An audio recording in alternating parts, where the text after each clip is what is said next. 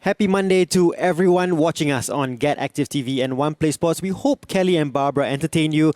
Now we will keep the entertainment going on evenings with John and Duncan, J and D. It is Monday, so it is spotlights on Team Singapore, and we have the ace in the pack, the jack of all trades. It's Kingsley Tay with us today, John. That's right, Duncan. One of the better-known athletes, actually, in the Team Singapore fraternity. Yeah. And of course, Kingsley has played volleyball, not just for beach volleyball, but he was also very much part of the indoor team as well in the years leading up, including 2015 SEA Games when Singapore hosted the event. So pretty much an all-rounder. Correct. And then I got introduced to him just last year at the SEA Games, interviewing him in Subic when they played, Team Singapore played in the third and fourth playoff with the Philippines. Unfortunately, it did not go their way on the day, but a great fight from the Team Singapore beach volleyball team nonetheless. And we have him with us. Kingsley, thanks for joining us today. Hi, John. Hi, Duncan. Thanks for having me. No problem. Great to have you here. And yeah, just on the topic of the SEA Games first, have you recovered from that grueling competition in the lead up to it, and then the disappointment? Reflecting on it, what kind of an experience was that? Yes, definitely. I'm already far over it. I guess once you lose a major competition like this, it's important for you to, compose yourself and get over it as soon as possible, so that you can actually focus all your energy on improving yourself and also achieving greater results for whichever upcoming competition I have in the future. Now, John mentioned you started with the indoor kind of hard court volleyball. You've transitioned to beach volleyball. What are the differences? I'm not a volleyball expert by any means of the imagination. So, I mean, it's tougher, obviously, moving around in the sand, but what are the major differences? All right, so the main difference is the environment. So indoor volleyball, basically you're playing on hard ground, you're playing on indoor. For beach, you play on the sand. You have the influence of the heat from the sun and also the wind. The wind plays a crucial role on how you actually strategize your game. Let's say if you're playing against you're playing with a tailwind, then for your service, you have to be careful, because if you use the same strength as when you serve against the headwind, then you most probably serve the ball out. Then apart from the environmental factors, the main difference for indoor and beach volleyball is the number of players in the court itself. For indoor volleyball, you have 6 players, and although you have 6 players, you have substitutions, and the team is usually 12 to 14 players. But for beach volleyball, it's just me and my partner, 2 of us, and there's no substitution. Yeah. And on top of that, during the game itself, we don't have a coach with us. So a lot of times it's just communication between you and your partner, and also most of the time you have to think on your feet and figure out what kind of tactics or strategy you want to use in the gameplay itself.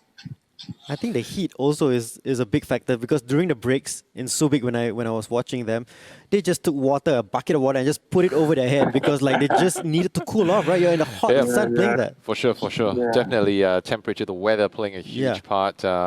So much, of course, about beach volleyball that I think our athletes have been exposed to over the past couple of years, also going to other international competitions. Recent years especially, volleyball has really come up in the ranks and also in terms of prominence. Yeah. We do have a very young squad for the indoor team. I do recall that the team that was sent up to the SEA Games, the oldest player was 21 years old. Wow. Yeah, the youngest being 15 or 16. So I think a bright future for volleyball in Singapore.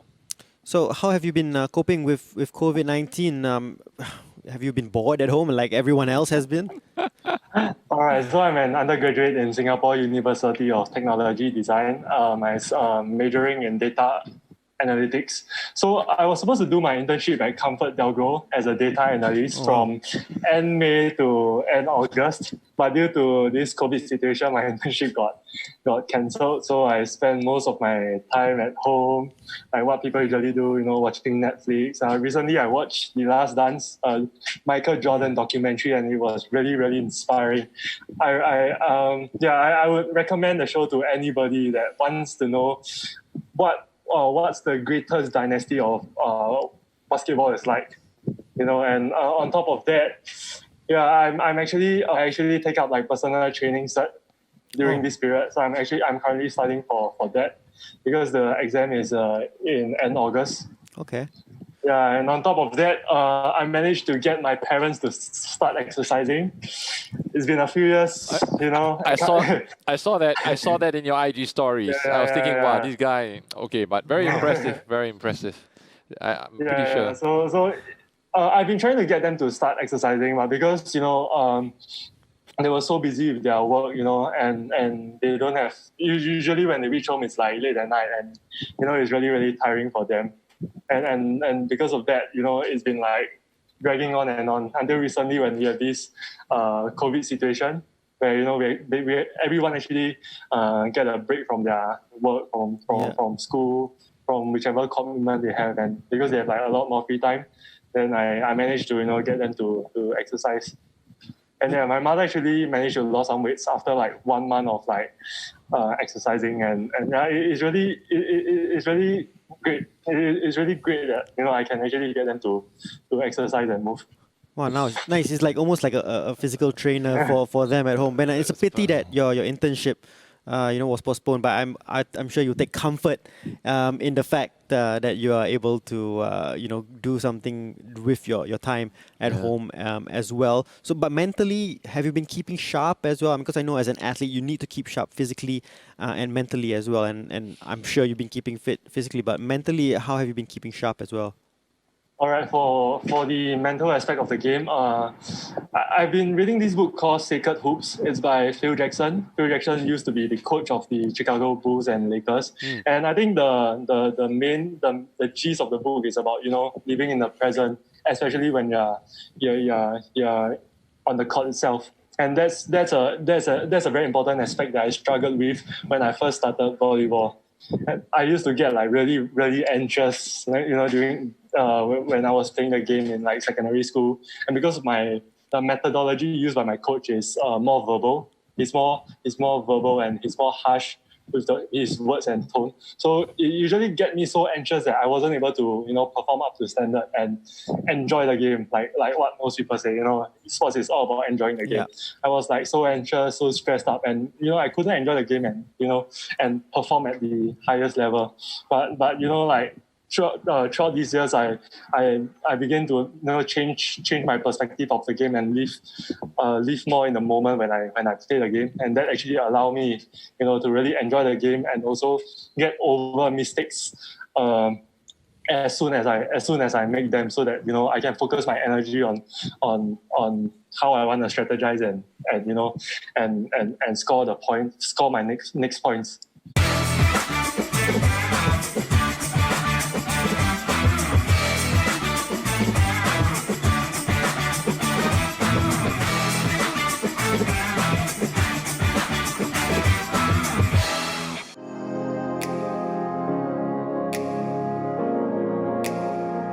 Yeah. Good. Well, just certainly making very good use of his time at home. Not just, of course, I'm pretty sure he's also having some downtime, and everyone needs that, isn't it? I mean, it's a good time to do that during this period, but he's also making full use of the time at home to also build up on his mental game and physical game as well. Yeah. And speaking of his physical game, we have seen some of Kingsley's trainings at home. Insane, man. It may not be the ideal situation. He doesn't have access to the usual facilities, but he has his own setup right at home, which I think we can pull up right about now. If Kingsley, if you don't mind, we'll just need you to talk us through some of your workouts and trainings that you have been doing at home, and who comes up with these?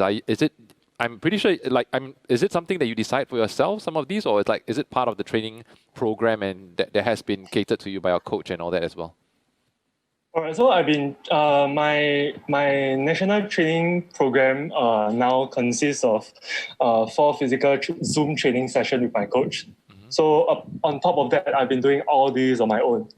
As for the workout ideas, half of it is online, half of it is half of it I actually thought of it myself. For volleyball, a lot of times when you train, it's important to think of like the movements that you will do on court. And if you think about the movements you will do on court, a lot of time you can actually plan your own training yourself. For volleyball, there are a lot of squatting, there are a lot of side lunges. So there are a lot of standing up from a lying position. You could think of it as doing a burpees. Like let's say if we dive for a ball, and from there we want to stand up and get ready like for the next play, which is could be a spike after you actually pick up a ball, your partner set the ball for you, and you spike. So if you break your sport into, you could break your sport down into all these different movements, you can actually become like really really creative with your exercise execution. On top of that, beach volleyball is about we are playing beach volleyball on sand.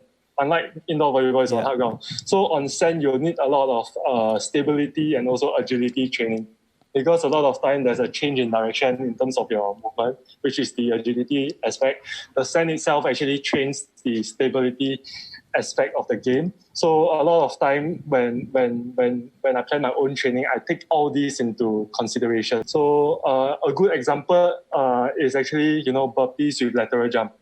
So I go down to a push-up position, then I do a burpees. After that, I do a lateral jump.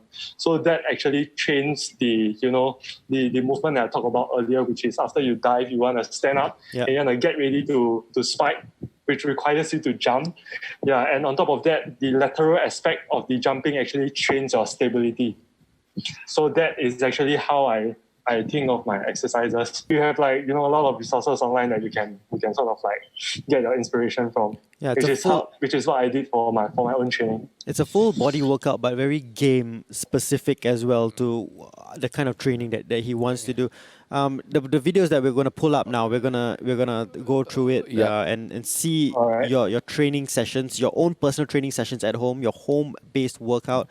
And just talk through it to us about what you're doing and what you're trying to achieve through these sessions. Okay, so for this, it's just trying to get the touch for the ball, because if you keep focusing on like the physical aspect of your game and you don't actually play the ball, get your touch with the volleyball itself. Once training starts, I'll probably struggle if I don't do this kind of training. So this is actually very specific to volleyball. It's just basically using the ball and doing some passing movement with it and getting like the basic touch of it. Because I can't actually do it outside due to the COVID situation. So I guess this is like the best way you can actually get your training in. On top of that, because you are kneeling, right? So you need to brace your core and actually get that stability aspect of the game in. Also a good way to annoy your neighbors when you hit the ball against the wall. What's the next video up for us, Kingsley? So behind this wall, there's nothing. Oh, right? okay. Okay. Just makes sense. So I can actually afford to do this at home. Yeah. So I reckon for this particular one, Kingsley, is this a particular movement that you use for your spikes as well? Oh yes. So for volleyball spike, we usually use a 3-step approach. Right, but due to space constraint, I only use the 2-step, the last 2 approach, which is a right-left approach. So this approach is actually extremely important for volleyball player, for beach volleyball player, because this is actually the approach we use when we approach our spike. So I think another aspect that we need to consider is actually your overall jump, your overall volume of the jump that you execute. Because a lot of time when injury happens is because let's say COVID, we have like this COVID situation and we took a long break from jumping, like 1 month off from jumping, and then like when training starts, we started like jumping like 200, 250 per session, and that actually adds up to like 1,250 per week. And because of that, if you take that into context, then the chances of you getting injured is very high, because your jump volume actually increases dramatically from not jumping at all to 1,250. And also being specific to the volleyball movement itself, which is using the 3-step approach to jump, so that my body will remember this movement, and I can execute it smoothly when training starts. 3-step approach at home for anything is going to the fridge, open the fridge, take it out, and then close the fridge. That's my 3-step approach. He has great height for his jumps as well, right? Yeah. Definitely. I mean, you talked just now about the book that he was reading. It's basketball. Would that have been another sport you actually would consider doing, Kingsley, if not volleyball? No. Definitely. I almost strayed to playing basketball during my secondary school days. I see. But what happened? Yeah, so my friends, my classmates, I think 5 of them, they are in like the school's basketball team. So they during, let's say after school, they ask me if I'm interested in playing like basketball. So like apart from my volleyball training back then, like 3 times per week, like during my free days, I'll play like basketball almost every day. Then I actually attended their club training. And and back then my passion for volleyball, right, actually, I would say I'm actually on the brink of like quitting volleyball and like joining like basketball. Wow, I'm glad that didn't happen. Yeah, because my back then my teacher in charge was really strict, and she didn't allow that to happen. What a waste! Otherwise, he could have been, a Team Singapore basketball player, perhaps a Singapore slinger. Possibly. Who knows what might have happened? You know. But I'm glad that he's got onto this path. And so you have these home-based workouts that he's done. Would you like to tell him what we usually do on our show? Well, Kingsley, I think if you are aware of how the Spotlight on Team Singapore segment goes, usually after the athlete walks us through some of the workouts that they do at home, usually you will need to basically, I would not say challenge because they are not involved in doing it, but they will need to task the host, one of the hosts, to attempt the workout. So it's been a trend. I think the past 2 episodes where they didn't want to choose one of us to do it. They chose both of us to do it, and that just defeats the whole purpose of asking almost like sabo somebody else. Like you sabo both of us. So having said that, I did the previous one before the previous 2 said that both of us need to do. So I mean, if you look at it in that sense of how fair, I see where he's going with this. Then it's John, then it's Duncan, and then it's John, and then it's Duncan, and then the 2 of them do it. And then I think if you follow that pattern, I'm not sure who's the next one. I mean, but it's your call, I guess, Kingsley. Okay, since Duncan, I see that you actually put in a lot of effort to. Hey, what does it mean? So John helped me effort, lah.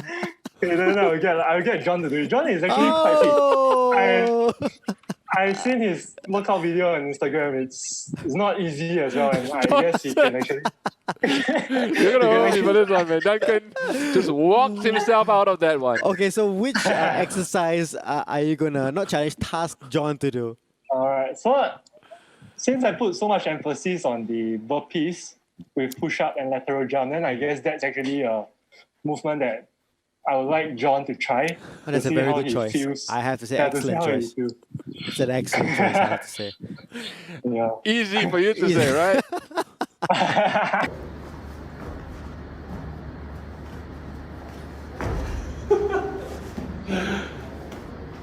Wow, this is tough, man, Duncan. Thank you, Kingsley. My lateral movements.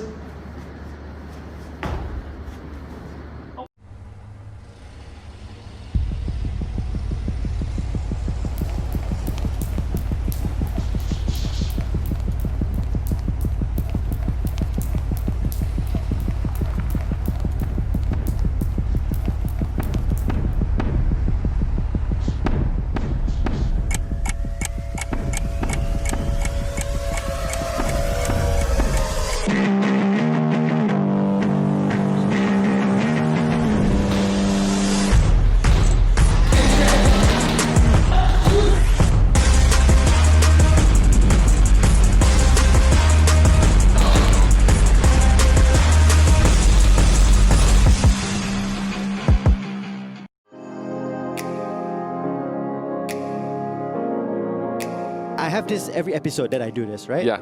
So when we did bowling, I gave you bowling terminologies.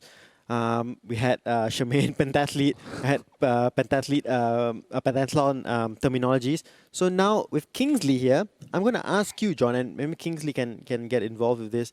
Whether you can guess these 4 beach volleyball terms. Okay, I'll start off easy as I usually do, and then it gets increasingly harder and more humorous.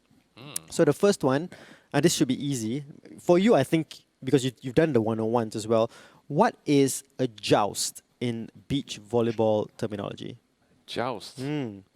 So like in the olden days, right? Yeah. You in the horse. Yeah. So a joust, I reckon, would be, I don't know, to face off between 2 opponents. Can you be a bit more specific? I mean, that's what a joust means. Kingsley, I think you know what it is. Unfortunately, I don't. You don't.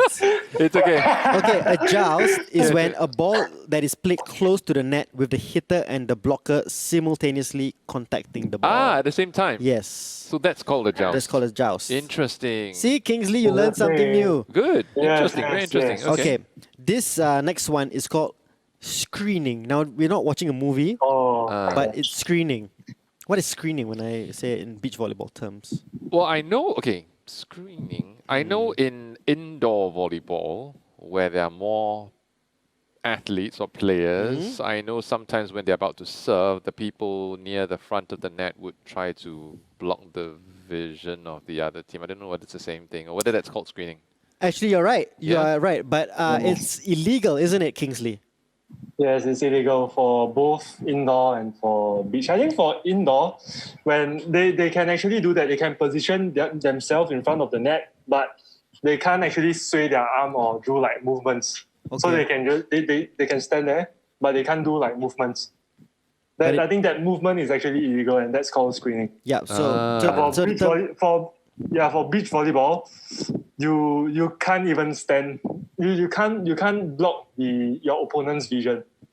So be it even if you stand there and you don't sway, if your opponent realize you actually block their vision from the server, they can actually raise up their hand to tell the referee, oh, referee, he's screening. So the referee will then instruct you to move yourself so that you don't screen or block the vision of your opponent. Correct. From the server. So the official explanation here is an attempt by a player to conceal the start of a teammate's serve by obstructing an opponent's line of sight. Screening is illegal. Yeah. Interesting. Not bad. All right. So third one, okay.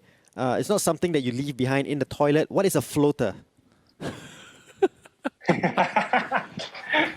Okay, I reckon this has got to be last year's Beach Volleyball 101. I remember Kingsley talked about a float serve. Is this something to do with the serve?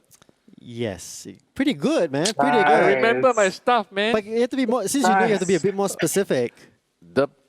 After you serve, the ball floats lah. Yeah, okay, so a flat-footed serve that has no spin and floats across the net, usually to a location difficult for the receiving team to return. So maybe quite deep, or maybe what would be a floater? So for volleyball, we have like the spin serve and the float serve.